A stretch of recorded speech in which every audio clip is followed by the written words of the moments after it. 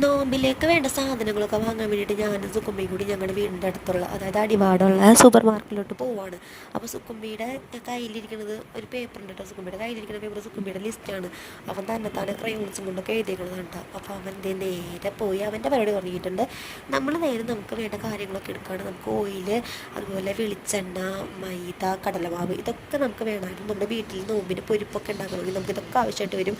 അപ്പോൾ അതൊക്കെ വാങ്ങിച്ചു, വെളിച്ചെണ്ണ വാങ്ങിച്ചു, അങ്ങനെ കുറേ ഐറ്റംസ് വാങ്ങണമായിരുന്നു.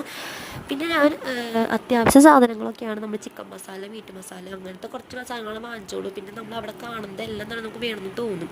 പുതിയ പുതിയ ഐറ്റംസൊക്കെ ഒരുപാട് വന്നിട്ടുണ്ട് കേട്ടോ. അപ്പോൾ ഞാൻ ചുമ്മാ തെണ്ടി നടന്നപ്പം പൗഡർ, അതുപോലെ സോപ്പ് ഇതൊക്കെ ഇരിക്കുന്ന കണ്ടു. അതൊക്കെ വാങ്ങിച്ചു. പിന്നെ ഡിറ്റർജൻറ്റ്, അതുപോലെ ബാത്റൂം കഴുകുന്ന ഹാർപ്പിക്ക് ഇതൊക്കെ വാങ്ങിക്കണമായിരുന്നു. അപ്പോൾ സുക്കുമ്പി ആ ഒരു സാധനത്തിലിരുത്താൻ വേണ്ടിയിട്ടുള്ള മെനയോടും മെനയാണ്.